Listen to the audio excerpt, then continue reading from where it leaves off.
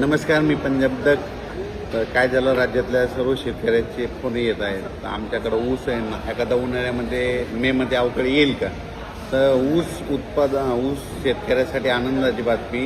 एक 7, 8, 9, 10च्या दरम्यान एक पाऊस येणार आहे. मात्र तो पाऊस विदर्भात, पूर्व विदर्भ, पश्चिम विदर्भ आणि मराठवाडा या परिसरामध्ये चांगला पाऊस असणार आहे.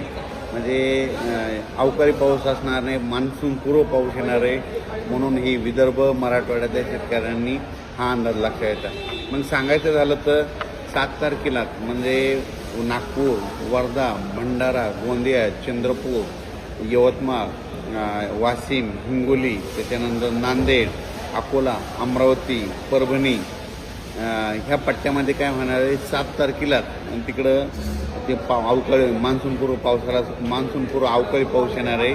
म्हणून हे अंदाज लक्षात यायचा. त्याच्यानंतर 8, 9, 10च्या दरम्यान हे पाऊस धाराशिव जिल्हा, लातूर जिल्हा, बीड जिल्हा, परभणी जिल्हा, जालना जिल्हा, इकडं बुलढाणा जिल्हा, अकोला, अमरावती, वर्धा, नागपूर, भंडारा, गोंदिया, चंद्रपूर, यवतमाळ, त्याच्यानंतर नांदेड, परभणी, बीड ह्या परिसरामध्ये काय होणार आहे की 8, 9, 10च्या दरम्यान खूप पाऊस येणार आहे. म्हणून हा अंदाज सर्व शेतकऱ्यांनी लक्षात घ्यायचा. त्याच्यानंतर कडाष्टी, बीड त्या परिसरामध्ये, दौंड, पुणे या परिसरात देखील 8, 9, 10चा हे मान्सूनपूर्व अवकाळी पाऊस येणार आहे. म्हणून हा अंदाज लक्षात घ्यायचा. त्याच्यानंतर कोल्हापूर जिल्हा, सातारा जिल्हा त्या परिसरात देखील हा अवकाळी पाऊस येणार आहे. म्हणून हा अंदाज लक्षात येतात. सर्वदूर पडणार नाही, पण भाग बदलत पडणार आहे.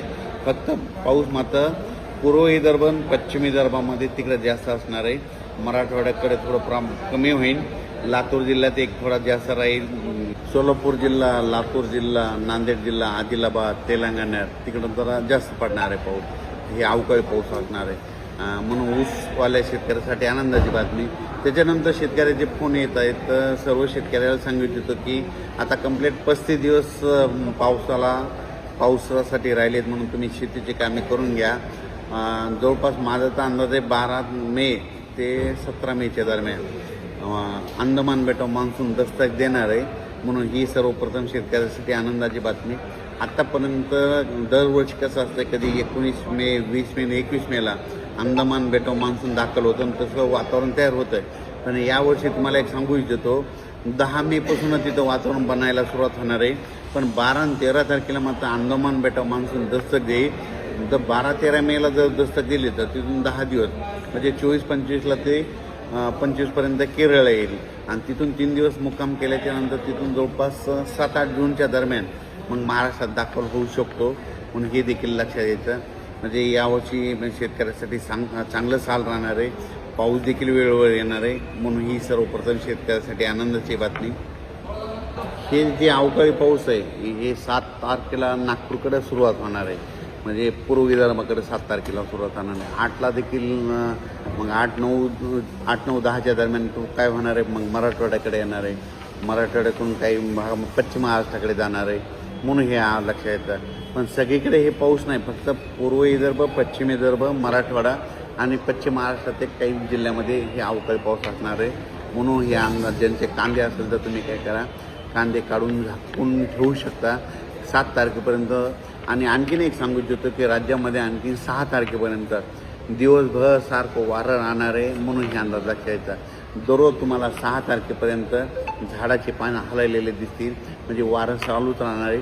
7 तारखेला मात्र हे वारं बंद होणार आहे. म्हणून ही देखील अंदाज सर्व शेतकऱ्यांना लक्षात यायचा. आणि यावर्षी शेतकऱ्याची जी पेरणी ही 3 टप्प्यात होणार आहे. एकदा 7-8 जूनला पाऊस येईल, कापसाच्या शेतकऱ्याच्या लागवड होतील. त्याच्यानंतर 15-16 दरम्यान येईल, 15 ते 20च्या दरम्यान येईल, त्याच्यात कापसाच्या लागवड होतील.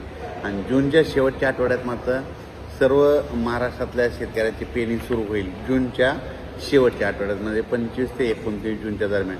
आणि त्याच्यातून जर काही उरले शेतकरी तर 10 जुलै ते 15 जुलैमध्ये मग सगळ्या महाराष्ट्राची पेरणी आटवून जाईल.